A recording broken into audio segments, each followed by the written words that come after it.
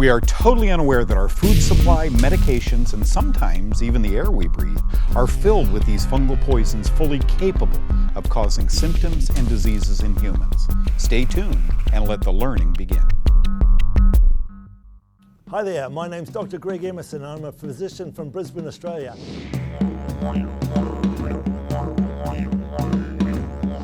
I first met Doug a few years ago and my life's never been the same again. It's an honor and a pleasure to be on his show, and welcome to Know the Cause. We have a show for you today. Thank you, Dr. Greg Emerson, all the way from Brisbane, Australia. By the way, he's going to be back within the content of today's show, talking about being responsible not only for your health, but for your food that provides your health. He's got a farm, amazing guy. Also, Susie is going to be here today. Eczema, you ever hear of eczema? Doctors often prescribe antihistamines, but Susie says, what if it's the histamine in your food that is causing the eczema? My good friend Kyle Drew joins us today. Hey, Doug. We're going to have some fun. I know. We're going to open today's show at a restaurant. What is it about restaurants that makes it so difficult for us to go in and say, phase one? We're going to show you how to do that. And then these books. Oh, people always ask, what are the favorite books that we have that contributed to the fungal knowledge? We'll tell you what they are in just a bit. All that and a whole lot more on today's Know the Cause.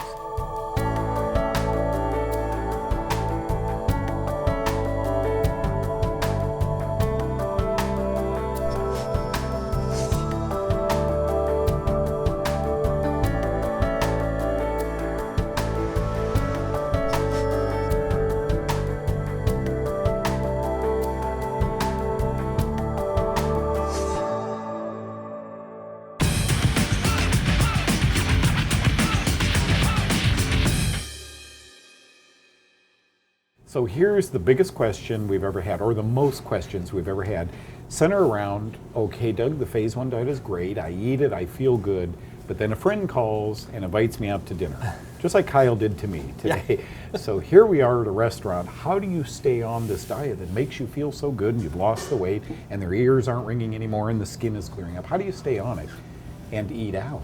Right? Yeah, and once you learn what the phase one diet is all about, you can take a little list with you. You can adapt that to virtually any restaurant you go to. And we decided to order a breakfast, a lunch, and a dinner today, just to give you an idea of what that would look like. So here comes, I see him walking up here with the meal. Now this is almost diametric to what a restaurant has. All right. Okay, I have poached eggs and turkey bacon instead of regular bacon. I have a chicken fillet with no bun. It still has the peppers and the onions and a side salad there. It's perfect. What can I get you for dressing on that? I didn't get that. You know, you like something like a lemon oil. Do you have just some olive oil to go with it? Lemon juice? Sure, I'd be happy to grab that. Would be Right back. perfect. Yeah, now normally you see what this comes with is some pancakes or is an English muffin. Yeah. Or the question always gets raised, even when he came up, do you want whole wheat or white bread? White bread. Yeah. So you don't on the phase one diet. And so often when you're going out, it's a treat. Yeah. Right? You're going out anyway. Why not throw caution to the wind a little bit? You know why? When I get home, I don't feel so good. That's the key. If I have an English muffin or something, I just don't feel that good. So stick with this kind of eating. Yours came with what? Yeah, so you have the onions, a little asparagus, maybe some green beans. It's chicken that's grilled. And then at this place, you can throw in things like your own onions, maybe some jalapenos, different pico de gallo, something to dress it up a little bit so that it's not just plain and boring. You know what's interesting is this little salad after he gets done with, okay, perfect. Okay, I'm sorry to say, but we only have Italian dressing. It's the closest thing I can get to oil, but I definitely have lemon. We'll do the lemon salad. Okay, I'm sorry Perfect. about that. No problem. Do you still want this? Do people ask for just plain olive oil when they come? Oh, well, not really. Normally we get ranch dressing right, or yeah. Italian or something like that. Very common. Sure, I can't get you maybe some salsa or something to go on top of it? I think I'm good for now. This Okay. is perfect. Well, Do people ask for a dry salad? I mean, it's happened from time to time, but it's not regular, I would say. What's the most common salad dressing that sells here? Definitely ranch dressing. Ranch We make dressing, house-made ranch dressing, and everybody seems to love it. So. Yeah. When the kids were little, Yeah. ranch dressing over everything. It's an American they dipped tradition. Their toys in ranch dressing, right? Well, eat those. I mean, it was amazing. So this is, we're on a special diet. Okay, what diet is that? Kind of excludes grain, sugars, corn. Okay, so like gluten-free? Yeah, thank you. That's good. Everybody asks me that. A gluten-free diet, many of you are on this diet. A gluten-free diet, remember, first and foremost, is a wheat-free diet. So skip the middleman, the gluten, the gliadin, and go directly to the wheat. So it's a wheat-free, grain-free diet. Most people don't know that corn is even a grain. Most people don't know sugar is a grain. Yep. So it's very common when you order coffee in the morning. Coffee may not be that offensive, but then you put cream in it, and then you load it with sugar. Sugar. Of some kind. So And sugar's everything a grain, else. huh? I didn't know that. Yeah, sugar is a grain, one of those terrible grains, and corn is, this is a different kind of a diet. So this is perfect, and this is the way that we would eat if we were to go out, even for lunch. Sometimes we'll add the turkey bacon plus the poached eggs. And one of the things to keep in mind when you go to these restaurants that do the breakfast, sometimes they Yeah. mix a little pancake batter to make scrambled eggs. What you want instead is to get the poached or the hard-boiled eggs, and that'll be a little bit better for you. This is perfect Okay, so for I have the dinner. beef with no mushrooms and no sauce. It normally has a red wine reduction Good. sauce and some broccoli, a little bit of onions, and then you have just your burger without the patty, some onions as well. Perfect. I guess just eat up. We have plenty of dessert. Well, actually, probably We're don't sitting need right dessert. by the dessert. Yeah. Absolutely. That's they put us here for a reason. Yeah. This is really good. This option is rare. I mean, you can get broccoli, but it always has cheese all over it melted. You get beef tips, but it has mushroom sauce or cream sauce of some kind. And anybody can have a hamburger with onions on it. So what's wrong with mushrooms, if you don't mind me asking? So mushrooms are a yeast or a fungus, and we encourage people I not guess to eat fungus. Makes sense. Yeast, etc. So this is kind of the way you can have breakfast, lunch, or dinner. And I like what Kyle said. This can be breakfast, lunch, or dinner. That does look bet. good. I It will say does, that. doesn't it? Without all the stuff on it. It's just Okay. the way we try and eat. Well, you guys enjoy yourselves. If you need anything, let me know. My name's Trevor. Okay. Thank you Thanks, very man. much. You guys hungry? Join us. Because it's only me and Kyle sitting here. Kyle, this is the wave of the future. All the accoutrements, all the sauces, all the other things may be slowing a lot of people down when you consider the oils. Yep. Did you know margarine has corn in I it, didn't you know this. I mean, it's fascinating, all the sugars and some of these things. This is the way I believe to feel good. And I think that almost any restaurant and any style of food can be adapted to the Phase 1 diet. Once you learn the diet, order accordingly. As Guy Evans says, and now you know.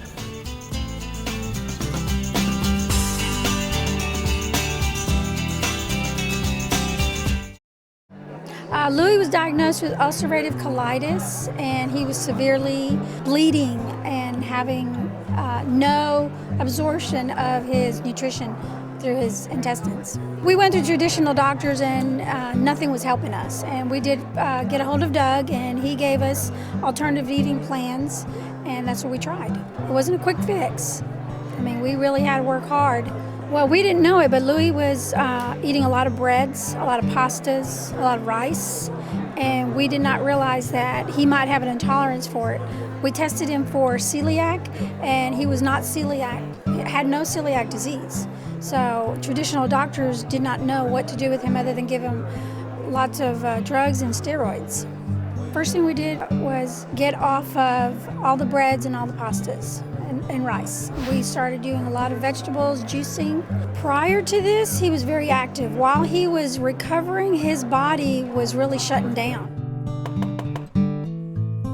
He was taking nystatin and diflucan. He's doing really well. He's gained all his weight back. He was hit up for 3 months, and he'd start getting better, and then you revert, you go back to eating bad again, and you think, oh, I'm going to try this, and he would go back to feeling worse. So now he stays on his diet. Knowledge is power. You really need to educate yourselves. Doctors are wonderful. They're out there to, I think they have some good intentions. I think they don't know everything, and I think that we need to educate ourselves and learn how our bodies work, what works best for us, and seek some wisdom from people that are not necessarily trained in the medical field. They don't know everything. Doug was very wise. He was very sensitive. He presented ideas to us that we had never been presented before. And it really made us question, what is it that we're really doing? Are we sick because of what we're doing? Do we get better, by changing what we've done in the past? Or do we just pop a pill and say, this is going to help me? And we found out that it did not. And so Louis today does not have any symptoms of his ulcerative colitis. He's healthy, and he's gained his weight back, and he's enjoying life. And we praise God for that.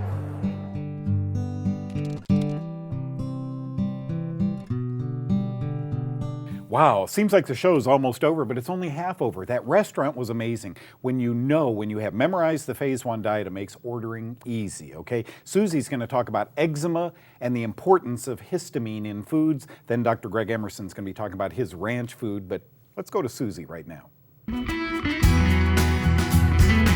Hi, I'm Susie Cohen, America's Pharmacist. If you've ever had eczema, you know the only thing that matters is getting rid of the itch as fast as possible. Dry, itchy, scaly skin is for the birds, literally, and I've got some ideas that can help you banish eczema fast and hopefully forever. With eczema, it's helpful if you can figure out the trigger for your flare-ups. I can help you do that.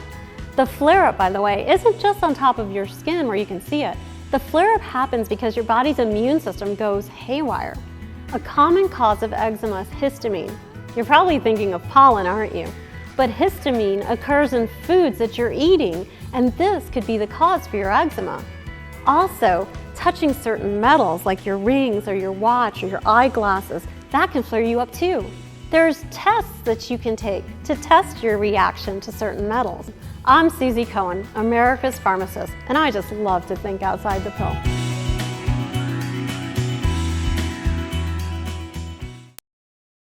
The same book that taught me that my people perish for lack of knowledge, God said this, also teaches in the Old Testament there are 32 references to not using yeast. This show, as you now know, is all about mold, mildew, and fungus. Well, if you have a fungal condition, know that we feed it. What foods feed fungus? Know that there are safe supplements to help remediate it inside your body, and lifestyle plays a great role in eliminating it. How do you learn more about what we're teaching here? Go to my website, knowthecause.com. Well, just a couple of guys sitting here with our feet up, a couple of old buddies. Greg Emerson is here with us right now, folks. Is that comfortable? That hurts my legs, actually, holding my legs up there like that. The boots are spectacular. Thank you. Dr. Emerson is all the way from Houston, Australia. No, it's Brisbane, Australia. When did you get those? I've just arrived. I thought this is my 5th year on Know the Cause. Yeah. And I thought I'm kind of an honorary Texan now because I'm 6'7". I know everything's bigger in Texas. So I thought I fit in quite well here. So I thought I'd better start looking a bit like a Texan. And as you know, now I've got my own farm, so I need my boots and we get a lot of sun. So I thought I'd get the Stetson as well. I'm feeling Dr. very Emerson, that's what I want to talk to the folks about, because I understand when you were here a few years ago, you had a home, then went to a home on a couple acres, and now you've got 50 acres. You're raising cows and chickens and goats and everything. Why do you do that? Here's a guy as a physician that could go work in a hospital, bring in a couple $100,000 a year, smile all the way to the bank, but you've chosen you and Emma have chosen a totally different lifestyle. Tell us about this lifestyle and the choice. Well, we live in 50 acres of rainforest, which comes with its own problems with mold and moisture, of course, but that's another story. But we did it for a couple of reasons. One, we wanted to take responsibility for our own food, and basically our backyard now is a sea of purple and green vegetables, which is just fantastic. And then we have our own animals and bees and make our own honey. So we wanted to take responsibility for our own food. But the other reason that we did it was, I was reading an article the other day, and it talked about, I might take my Stetson off now. It talked about how over the last few thousand years, we've gone from eating roots and shoots for medicine to having potions, then we went to herbs, then we went to drugs, and now we say the drugs aren't working anymore, and we're going back to the roots and shoots. Yep. And I think that's very important. That's one of the things I wanted to do. And I was talking to you the other day about watching Cat Stevens singing Peace Train. Yep. And I thought, what an amazing generation who decided to protest against the conflicts in the world using music and song. And I'm thinking, where is the protest now? And I realised the protest is in with people who are doing what we're doing, which is saying, I don't think I can fight this system, but what I can do is I can opt out and I can go back to not do things in the old way, but look at some of the old principles about growing our own food and taking responsibility for that. And we're nearly off the grid now. We have a solar system for our electricity, and we pump up our water from the spring-fed creek for our water. And it's a big movement, particularly strong in New Zealand. It's starting to get stronger in Australia, and I know it's happening in America. And we wanted to be part of that as a protest. Like, we don't want to fight the wars anymore, and we want to take responsibility for the world, and we want to protest, but we want to do it peacefully. And we thought the best way of doing it peacefully, protest, was to opt out and start taking responsibility for our own health. And you and I both know that the hospital's not going to be there for us when we get sick, because it's overwhelmed and too much. And you and I think, okay, well, let's not get sick. And how are we not going to get sick? Well, we're going to take responsibility for our own health and be our own health insurance. And you know what, Greg, there's so many people that email me, should I immunize my child? People email me and shake their fingers. Doug, talk on TV about genetically modified organisms. Talk about how we're slowly being poisoned with our water and fluoride and chlorine, and how amalgam is hurt. And what you're saying is, Emma and I have known that for a long, long time. We chose to kind of opt out. Is it your opinion that sometimes antibiotics are necessary, but also they're natural antibiotics that if you get the bugs early, they can also gobble them up? So as a physician, I mean, you probably prescribe antibiotics for patients. Sometimes they're necessary, but not in the overabundance of which we're prescribing them now. Is that correct? Sometimes you need modern medicine, and even vaccination. I always say to people who ask me about vaccination, I think if I'm going to Africa and there's an outbreak of Ebola virus and I have to go there, which is almost universally fatal and highly contagious, am I going to take my risks with the Ebola virus vaccine? Of course I am, because it's a risk-benefit ratio. And it's the same thing with antibiotics, the same thing with surgery. Yeah. If my appendix is about to burst into a mountain of pus in my abdomen, it's not time for wheatgrass shots. You know, I'm going to need surgery, but the difference will be after the surgery. I'm going to say, okay, what was I doing wrong? What do I need to change so that doesn't become a recurrent problem, so I don't get filled up with diverticulitis and then need half my colon removed? And then you have guys like me who say, could the wheatgrass shots years ago have prevented all of this? Okay, now, Dr. Emerson, you're going to see him on the show more and more.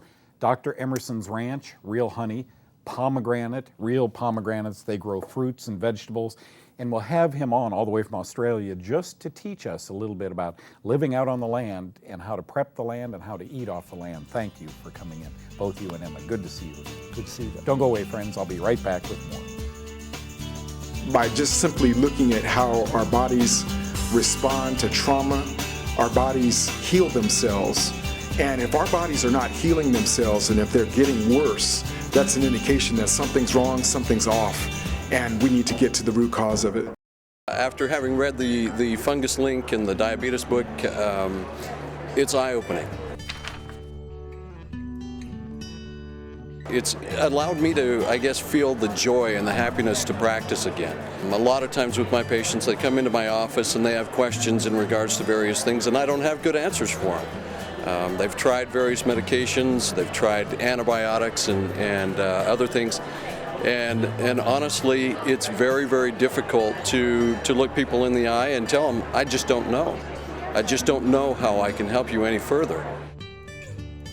After having read these books and after having spoken with Doug, I feel like there's hope again. I feel like, you know, maybe there's a way for me to now help people that before would have been, you know, basically hopeless. I have to prescribe the medications, the antifungals, the diflucan, the nystatin, and get them on these diets because it only makes sense. It's logical to me at this point. I feel like if I were to withhold that information from those people, I would not be, you know, upholding my oath that I've taken to help other people.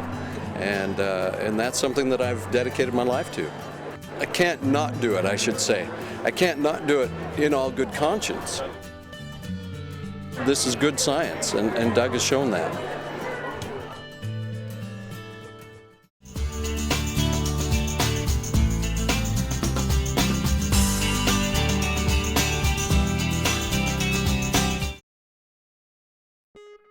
My name's Shannon Mitchell, and I live in Springfield, Missouri. I got diagnosed with prostate cancer about 6 years ago. And I went to a meeting with Dawn Strom in Arkansas, one of Doug Kaufman's meetings. And I've followed the phase 1 protocol for now about 6 years. And most people I know that tried other methods that had it, they're not here and I am.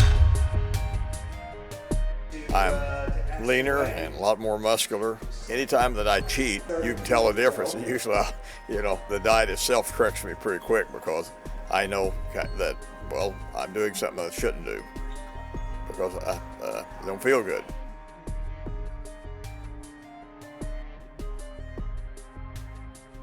Well, I'd recommend that they look into this very seriously. I think it's the best alternative I found to radiation or chemotherapy, and I didn't want to try those. The meeting that Dawn took me to in Arkansas, Doug's meeting, was an answer to prayer.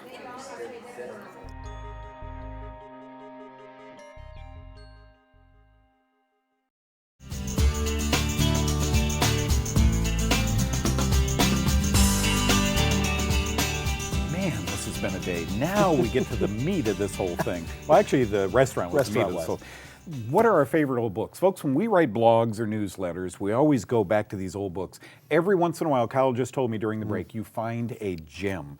The Fungus Fighters. Don't try and find these books. They're probably not available anymore. I paid $6 at Half Price Books. The two women who invented nystatin and why nystatin was needed. There's a picture of them. In 1981, that book was written. I love it. And you know, the very first time I ever saw you on television, I was thinking, what is this guy all about? You didn't have any of your books written yet, any of the Fungus Link series, but you kept referring to Principles and Practices of Clinical Mycology, C.C. Kibler and others, and this was a game changer for me because I went from being a skeptic to a believer with one book. Bunch of doctors, bunch of universities wrote in that book, and then this, Manual of Clinical Mycology circa 1944, in this book it says fungal infections should be considered not rare at all. They're very, very common. 1944, before antibiotics? And the antibiotics fuel these things. You know, after I read Principles and Practices, the next one that you always quoted was the Fungal Bionics series by Costantini. This one's prostate cancer, hope at last, but there's breast cancer, hope at last, also atherosclerosis, if I can get the words out, and but Costantini and others. And this, again, just fed on what clinical mycology was all about, and it was an eye-opener also. I can't wait for you to get to the last one because I know what that is, so I'm going to do mine real quickly. 1957, right? It says the Handbook of Toxicology. What's in this book? The 300 antibiotics that had been developed by 1957. You ever study toxicology in college? You know what it is? Poison. We knew these antibiotics were poisonous, but in tiny doses they won't kill humans. They'll kill tiny organisms in tiny doses. But I thought this was amazing, just the title of that. I love that one. And this one for me was fun because once I began looking for these kinds of books, it's almost like a gold hunt. You're panning for something, and you go to a Half Price Books and you find something. This one I found several years ago.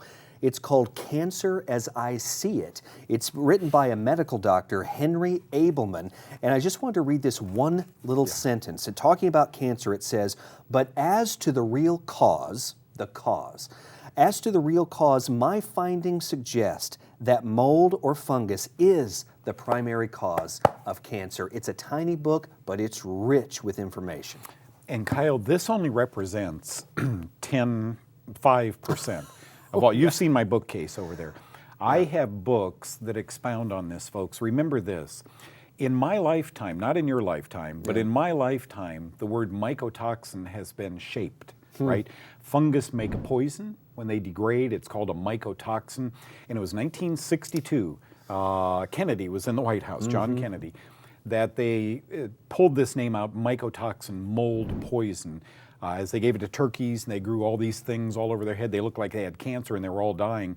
But the mold, the mycotoxin, was in the corn that they were feeding the turkeys. So it's a fairly new term that's being used. Fungus has been around, we've known it, but mycotoxins, you were the first one to really start talking about that. Others had talked about candida, but really talking about mycotoxins and the range of fungi. But I love these foundational books that we've kind of built up on. And 5 of these 6 books don't mention the word mycotoxin. They didn't know it in 1944. They didn't know it in 57 or 81. But they now know it, and we now know that it's causing a whole lot of problems, wreaking a whole lot of havoc on our health. Man, this has been a good show. I know. This has been amazing. Don't go away. We'll wrap up today's Know the Cause in just a moment.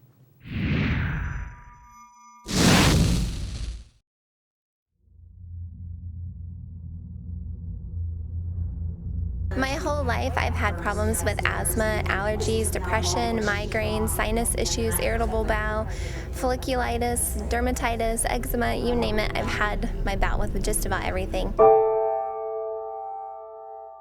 And about a year ago, I finally found a doctor who really believed that your health correlates with what you're eating. So after doing some testing, we found out that my yeast levels were through the roof. So she gave me some guidelines to follow in my diet, and it was all very confusing, and the internet made it worse. So I happened to go into our very small town health food store, and the owner looked at everything I was buying, and I had a book about yeast, and she asked if I had a problem, and so I told her about it, and she said, oh, well, you have to look at this cookbook. And she pulled out Doug's cookbook, Eating Your Way to Good Health. And I was floored. For one, everything I was about to buy I couldn't eat, and secondly, there was actually like an entire book of food I could eat, which was amazing because I'd been so depressed that I couldn't eat anything. So I've been following his plan for about 9 months, and I did go through some die-off phases that were not the best experiences, but I survived. And after a month of phase 1, I went into phase 2, and now 9 months later, I have no symptoms. I haven't had to use my inhaler. Everybody said this was the worst year for allergies. I never experienced any issues. My irritable bowel issues are completely gone, and through it all, I've lost 85 pounds. I feel like a completely new person. I just praise God for giving us Doug.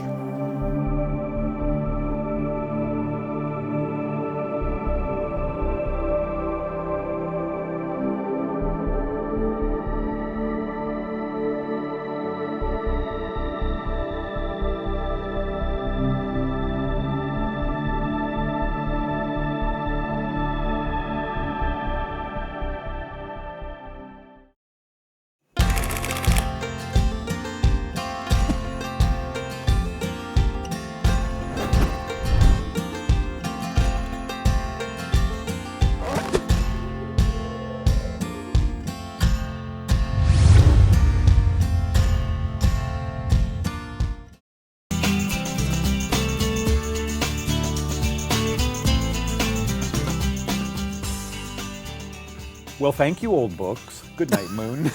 Good night, Room. Thank you, Restaurant, for having us in. Joe Willie's right here in Rockwall, Texas. Love it every time. Thank you, Kyle, for doing that segment with me Thank and you, the final man. segment of the Old Books. Thank you, Greg Emerson. Big time. That's the way to live out there. I'm A lot of telling you. people would love to live that way. He's living the dream, I think. He really is, growing his own trees, you know, eating the fruit from them and so forth. Thank you, Susie. Who'd have thought, you know, histamine in food? No idea. So thank you for that information, Susie. And finally today, this was put up without my knowledge, right? The producer put this up and I thought, okay, I haven't seen this. According to these two researchers, approximately what percentage of antibiotic use for livestock can be administered without having a veterinarian, a doctor there? What did I guess? You guessed 33%. And I That was seemed thinking, about right. I was thinking 10%. Yep. But maybe they've let it go that far. Watch this, folks. Not all of it, but almost all of it. 7% is. Oh, yeah.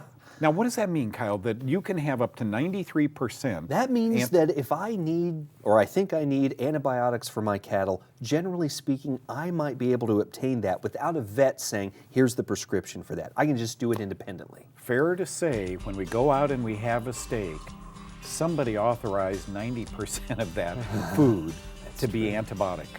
Amazing. Thank you so much. Hey, it's good to see you, man. Thank you, folks, for watching us. Go to our website, by the way, and learn a lot. Kyle and I blog using these old books. Sign up for our free newsletter, knowthecause.com. We'll see you next time. God bless you. Bye-bye.